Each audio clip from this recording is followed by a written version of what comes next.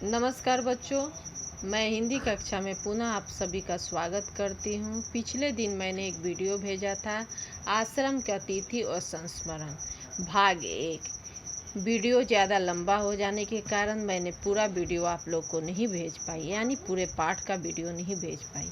आज मैं पुनः भाग 2 भेज रही हूँ और आशा करती हूँ कि आपको यह पाठ पूरा समझ में आ जाएगा। तो बच्चों चलिए हम पाठ के जितना नहीं भेजा था वीडियो उसका वाचन करते हैं। एक दिन एक नौजवान सेवाग्राम के आश्रम में आया और गांधी जी के साथ आश्रम में उनकी सहायता करना चाहता था और सलाह लेना चाहता था। वह बोला, मैं आदमियों की सेवा करना चाहता हूँ पर ईश्वर में मेरा विश्वास नहीं है। बच्चों, जिसका ईश्वर में विश्वास नहीं रहता उसे क्या कहा जाता? नास्तिक।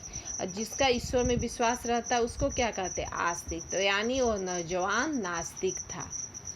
गांधी जी ने जवाब दिया, मनुष्य से प्रेम और सेवा बहुत अच्छी बात है पर मनुष्य को ईश्वर का स्थान नहीं ले सकता। ईश्वर के बारे में अलग अलग समूहों में लोग अलग अलग तरह की कल्पनाएं करते, कल्पना यानी सोच करते, विचार करते और उनमें अधूरापन आ जाता है। असल में आप ईश्वर का नाम लेते हैं पर अपने जीवन में उसकी सजीव प्रतिकृति यानी सजीव रूप मनुष्य के साथ सही व्यवहार नहीं करते। यानी ईश्वर का सजीव प्रतिकृति क्या है? मनुष्य है।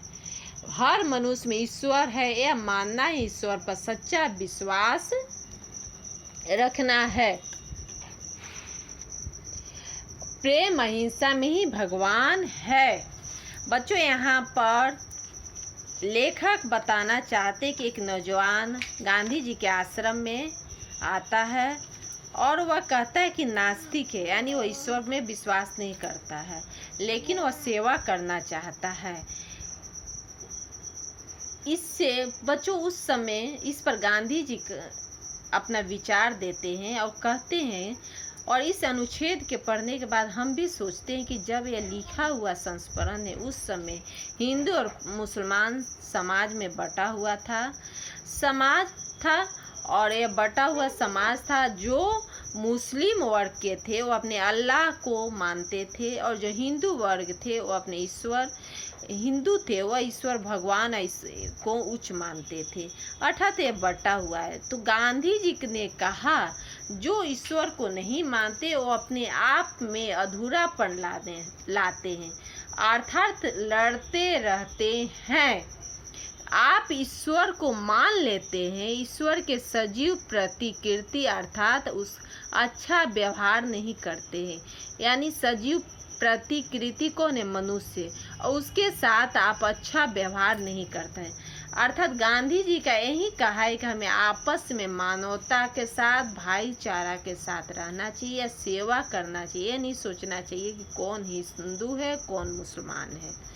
चलिए बच्चों, आगे के अनुच्छेद हम लोग पढ़ते। एक दिन आश्रम के उस समय के मंत्री छगनलाल जोशी ने कहा, आश्रम में कोठार के काम में हिसाब में कुछ गड़बड़ी। कोठार यानी स्टोर रूम। उस दिन शाम के प्रार्थना में उन्होंने कहा, छगनलाल भाई ने इस सत्य को छिपा कर रखा है। यह बहुत बुरी बात हुई। हम इस आश्रम को सत्याग्रह आश्रम कैसे कहें?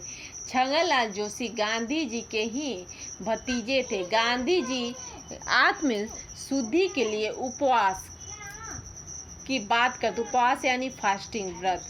किसी ने यह बताया कि कस्तूरबा को किसी ने 4 रुपये उपहार में दिए हैं, वो आश्रम के दफ्तर में जमा नहीं किए गए हैं।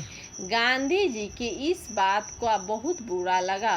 वे रात के 3 बजे तक आत्मशुद्धि पर लेख लिखते रहे। उसमें उन्होंने बड़ी सख्ती के साथ छगनलाल और कस्तूरबा की आलोचना की। तो बच्चों, इस अनुच्छेद में हम देखते हैं कि आश्रम के हिसाब की देखभाल छगनलाल करते, वह उनके भतीजे थे। कोठार यानी स्टोर के हिसाब में कुछ गड़बड़ी हो गई। गांधी जी ने सोचा कि जब हम सत्य का पालन नहीं करेंगे तो इस आश्रम को सत्याग्रह आश्रम कैसे कह सकते हैं। दूसरी तरफ गांधी जी एक नियम बनाए थे कि जो भी उपहार आश्रम में आता उसको जमा किया जाए, लेकिन किसी ने 4 रुपये कस्तूरबा को उपहार में दिए थे, उसे कस्तूरबा यानी उनकी पत्नी ने आश्रम में जमा नहीं की थी। तो इन दोनों बातों से गांधी जी काफ़ी नाखुश हुए। इन सब कारणों से गांधी जी ने एक लेख लिखा जिसमें दोनों की आलोचना की और कहा कि इनके द्वारा यह काम बहुत बुरा किया गया, गलत किया गया। लेकिन ये लेख तो लिखे और आत्मशुद्धि किए, लेकिन कुछ लोगों को अच्छा नहीं लगा। चलिए देखते किसको अच्छा नहीं लगा। हैदराबाद में सरोजिनी नायडू ने यह लेख पढ़ा तो उन्हें बहुत बुरा लगा। गांधी जी ने अपनी पत्नी को इस तरह सबके सामने अपने लेख में अपमान किया है। आश्रम में आकर उन्होंने गांधी जी से अपना गुस्सा व्यक्त किया। गांधी जी ने कहा, सरोजिनी देवी, यह नाराज होने की बात नहीं है, मैं इसे बड़ी खुशी का दिन मानता हूँ। भगवान ने मुझे बड़े पाप से बचा लिया। आज मैं अपने नज़दीकी रिश्तेदारों को दोष नहीं बताता तो कल सारे आश्रम में यह बात फैल जाती और धीरे धीरे भ्रष्टाचार हमारे सारे जीवन को खा जाता। तो बच्चों, सरोजिनी नायडू कौन थी? सरोजिनी नायडू जो भारत की पहली महिला गवर्नर थी। आज़ादी के लड़ाई में उन्होंने संघर्ष भी की और गांधी जी के साथ देश को आज़ाद दिलाने में अपना रोल या भूमिका भी अदा की। वह महान विभूति गांधी जी के इस कार्य से काफ़ी नाराज हुई और वो गांधी जी से बोली। तो गांधी जी क्या कहते? देखिए, गांधी जी का कहना यही है कि इस कार्य से हमें यही है कि अगर मैं नहीं करता तो पूरे आश्रम में भ्रष्टाचार फैल जाता। तो बच्चों, गांधी जी की इस कार्य से हमें पता चलता है कि गांधी जी भ्रष्टाचार में लिप्त अपने परिवार के सदस्यों को भी माफ नहीं करते हैं। अर्थात ऐसा नहीं मानते कि कौन अपना है कौन पराया है। गांधी जी छोटी से छोटी भूल के सार्वजनिक यानी पब्लिकली सबके सामने खुला रूप में प्रायश्चित में विश्वास करते थे। इससे वो पत्नी, पुत्र, मित्र किसी की को क्षमा नहीं करते थे। देखते हैं बच्चों, हम देखते हैं कि आश्रम में गांधी जी किसी प्रकार के भ्रष्टाचार को बर्दाश्त नहीं करते थे, कोई अपना सगा ही क्यों न हो।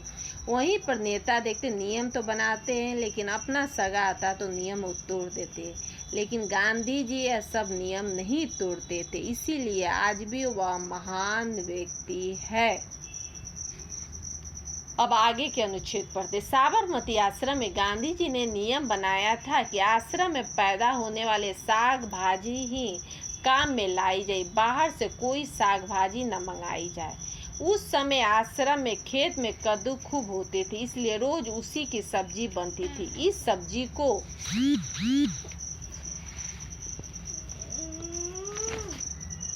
नहीं भी बड़े बड़े टुकड़ों में काट कर उबाल कर रख दिया जाता, उसमें नमक नहीं डाला जाता था।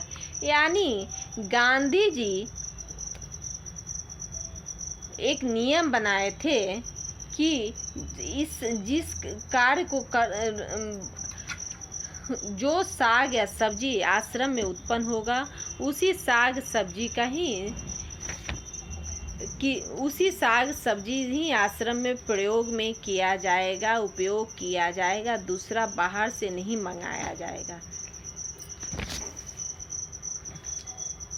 आश्रमवासी बड़े भाई बहन गांधी जी की शिकायत करने की हिम्मत भी नहीं होती। इसका अभिप्राय कि उन्हें कोई भी बात बुरी भी लगती फिर भी गांधी जी से शिकायत नहीं करते थे। श्री नरहरि भाई पारिक की पत्नी कद्दू के संग नरहरि भाई पारिक भी स्वतंत्रता सेनानी और गांधी जी के साथ आज़ादी के लड़ाई में संघर्ष किया और गांधी जी के बहुत करीबी व्यक्ति थे। एक गीत लिख डाला, बा ने गीत सुना तो गांधी जी के पास शिकायत लेकर पहुंची और उन्हें गीत की बात सुनाती हुई बोली, आपकी कद्दू की सब्जी अच्छी मुसीबत, एक बहन को बादी हो गई है, दूसरे के सिर में चक्कर आते हैं और तीसरे को डकार के मारे चैन नहीं। कद्दू की बादी यानी यहाँ बादी का अर्थ क्या होता है बच्चों? गैस। कद्दू का साग क्या कभी सिर्फ उबाल कर बनाया जाता है? उसमें मेथी का बघाड़ यानी फोड़न कह सकते हैं, तड़का लगाना चाहिए।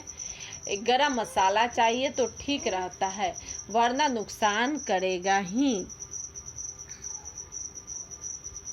अर्थात यहाँ पर जिन कार्य को आश्रम में रहने वाले भाई बहनों को कहते थे उस कार्य को वो करते थे,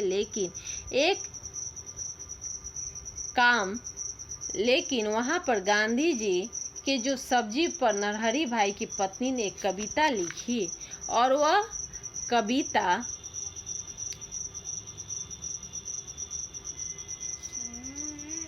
को बा ने जाकर सुनाया गांधी जी को। अंत में गांधी जी ने क्या किया देखिए, गीत पूरा होने पर गांधी जी ने हंसते हुए कहा, अच्छा तुम लोगों को शिकायत मंजूर है, किसी को बघाड़ लगाकर और मसाला डालकर यह सब्जी खानी हो तो मुझे अपने नाम लिखा दे। गांधी जी सोचते थे कि बहनें संकोच के मारे अपना नाम नहीं लिखाएंगे। तभी बा यानी कस्तूरबा बीच में ही बोल उठी, इस तरह कोई बहन अपना नाम आपको नहीं देगी, हम सब बहनें मिलकर खुद ही नाम तय कर लेंगे। गांधी जी बोले तो ठीक है, ऐसा ही करो, लेकिन देखना उनमें बच्चों को शामिल मत करना, बच्चे बिना मसाले के सब्जी पसंद करते। बा को इस उत्तर तैयार थे। इस तरह बच्चों को बहका कर आप अपने पक्ष में कर ले। उसके बाद बहनों ने अपने नाम लिखा दिए। गांधी जी को मसाला खाने की इजाज़त पा ली, मगर गांधी जी किसी को आराम से मसाला खाने देने वाले थोड़े ही थे। बहनें गांधी जी के सामने वाले पंक्ति में ही खाने बैठती थी तो गांधी जी उनका ताना मारते यानी व्यंग करते हुए कहते थे, क्यों बघाड़ कैसा लगा है, सब्जी चटपटी बनी है ना। बा भी कम नहीं थी, गांधी जी की कहती है, अब रहने भी दीजिए, आप क्या कुछ कम थे। हर रविवार को मुझसे पूरन पोली महाराष्ट्र में एक प्रकार के स्वादिष्ट मीठा व्यंजन होता है और पकौड़ियाँ बनाकर पहले चट कर जाने वाले आप ही थे, कोई और नहीं। यानी यहाँ पर बा उनका पोल खोलती है। गांधी तू तो मेरी सारी पोल खोल देगी। इस तरह गांधी जी के आश्रम में आने वाले हर छोटे बड़े व्यक्ति का खुद ख्याल रखते थे। कस्तूरबा और दूसरे आश्रम के भाई बहनों को स्वयं सेवाओं से उदाहरण देते जाते थे। वे खुद करते फिर कहते। गांधी जी केवल उपदेशक ही नहीं थे, कर्मयोगी थे। तो अर्थात बच्चों यहाँ पर यही बताया गया है कि गांधी जी जिन कार्यों को आश्रम में रहने वाले भाई बहनों को कहते थे उन कार्य को उदाहरण के रूप में वो स्वयं करते थे। अन्य व्यक्ति भी अपने हाथों से सारा काम करते थे।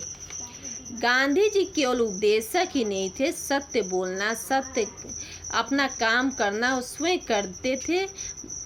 केवल उपदेश नहीं देते थे, वे करते भी थे, कर्म के रूप में भी करते थे और तब वो दूसरे को करने के लिए प्रेरित करते थे। इसलिए हम वो कह सकते कि और उपदेश ही नहीं थे, कर्मयोगी थे। यानी उपदेश नहीं देकर उस कार्य को करते थे, उनकी कथनी करनी में कोई अंतर नहीं था। आशा करती हूँ कि बच्चों आपको ये पाठ समझ में आ गया होगा। धन्यवाद।